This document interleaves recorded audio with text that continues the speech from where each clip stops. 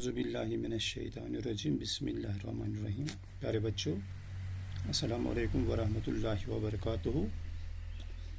تو آپ اپنی کتاب کا صفحہ نمبر 107 دیکھیے۔ ہم کل کے سبق کو آج آگے بڑھاتے ہیں۔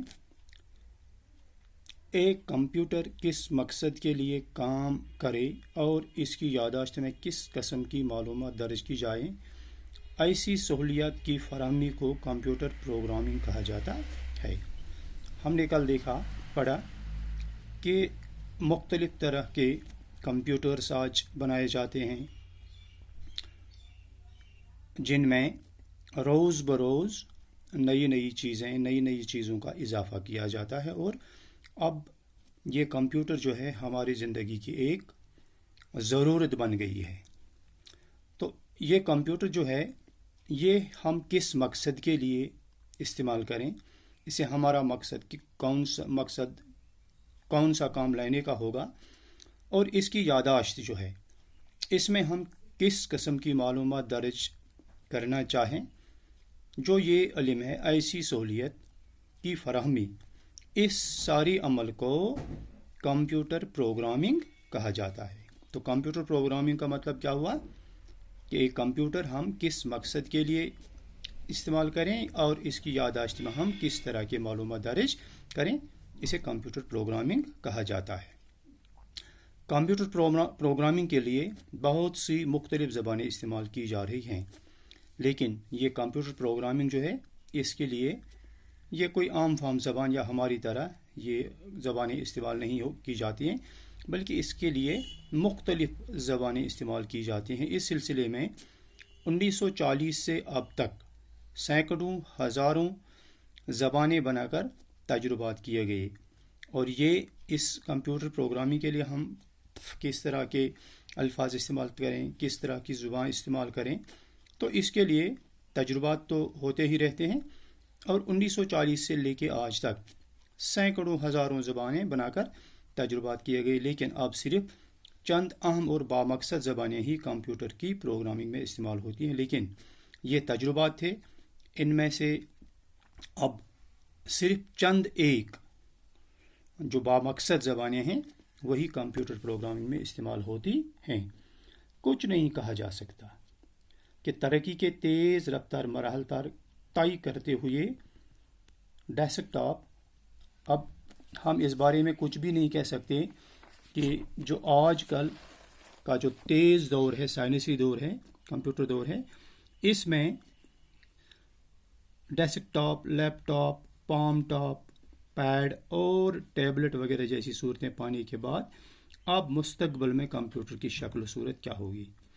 اب آپ دیکھیے، اس وقت ہمارے پاس جو کمپیوٹرز اویلیبل ہیں، دستیاب ہیں، ان میں لیپ ٹاپ ہے، پام ٹاپ ہے، پیڈ ہے، ٹیبلٹ ہے، یہ ساری چیزیں یہ مختلف طرح کے کمپیوٹرز ہیں جو ہم آج استعمال کرتے ہیں، جو ہمارے پاس آج موجود ہیں، اور آنے والے وقت میں اس کی کیا شکل ہوگی، کس نئی صورت میں یہ کمپیوٹر ہمارے پاس ہوگا، اس کے متعلق کچھ کہنا قبل از وقت ہوگا۔ فی الوقت ایک انسان کی نجی و انفرادی اور سماجی و اجتماعی زندگی کا کوئی گوشہ ایسا نہیں ہے جس میں کمپیوٹر کی کار فرمائی نہ ہو۔ تو اگر ہم آج دیکھیں گے جو موجودہ وقت ہے، اس میں زندگی کا کوئی بھی شعبہ ایسا نہیں ہے، کوئی گوشہ ایسا نہیں ہے، زندگی کا کوئی بھی حصہ ایسا نہیں ہے جہاں پر کمپیوٹر کی ضرورت محسوس نہ کی جاتی ہو، یا جہاں پر ہم کمپیوٹر استعمال نہیں کرتے ہوں۔ تو یہ تھا کمپیوٹر کا سفر۔ اب اس کے کچھ الفاظ ہیں: برقیاتی، الیکٹرانک کا اردو ترجمہ بجلی کی طرح چلنے والا، کارکردگی، کارگزاری، اچھا کام کرنا، یا ہم جسے کام کاج کریں گے وہ بھی کارکردگی۔ علامتیں، علامت کی جمع، علامت ہم نشان کو بھی کہتے ہیں۔ تخلیق کرنا، پیدا کرنا، خالق، پیدا کرنے والا۔ حرارت، گرمی، خارج کرنا، باہر نکالنا، جدا کرنا، علیحدہ کرنا۔ ماڈل، نمونہ، شائع، چیز۔ تو یہ کچھ الفاظ ہیں۔ اب اس کے بعد، ان الفاظ کے بعد اب کچھ سوالات ہیں جو یہاں پر دیے گئے ہیں، تو میں نے یہ بھی تحریر کر کے رکھے ہیں۔ پہلا سوال ہے कंप्यूटर किसे कहते हैं? कंप्यूटर एक ऐसी मशीन है जो हिसाब लगाने का काम करती है। फिर दूसरा है कंप्यूटर से क्या क्या काम लिए जा रहे हैं। कंप्यूटर से हिसाब लगाने का काम लिया जाता है। इससे बहुत सी छोटी बड़ी मशीनें चलाई जाती हैं। कंप्यूटर आजकल घरों, दफ्तरों, कारोबारी इदारों में इस्तेमाल किए जाते हैं। तो तीसरा सवाल है पहला इलेक्ट्रॉनिक कंप्यूटर कब बना? तो ये आपको मालूम है 1919 के लगभग तैयार किया गया था इसी दौरान। फिर चौथा सवाल है आज के दौर में कितनी किस्म के कंप्यूटर बनाए जाते हैं? क्योंकि हमारे पास मुख्तलिफ तरह के कंप्यूटर हैं आज, डिजिटल है, एनालॉग है, हाइब्रिड है, सुपर कंप्यूटर है या क्वांटम कंप्यूटर हैं। तो मुख्तलिफ किस्म के कंप्यूटर, इनकी कोई गिनती हम नहीं कर सकते हैं और रोज़ बरोज़ इसमें इजाफा होता रहता है। तो उसके बाद एक कंप्यूटर को कितने हिस्सों में बांटा जा सकता है? तो एक कंप्यूटर के 5 हिस्से होते हैं जो हमने पहले ही देखा। इनपुट है, फिर उसके बाद मेमोरी है, फिर उसके बाद जो बाकी हिस्से हैं इसके। तो ये 5 हिस्से हैं, हमें नाम नहीं लिखने हैं, हमें सिर्फ ये देखना है कि इसके 5 हिस्से क्या क्या हैं। और उसके बाद जो छठा अगला सवाल है तीसरी नस्ल का कंप्यूटर कितनी मुद्दत इस्तेमाल होता रहा?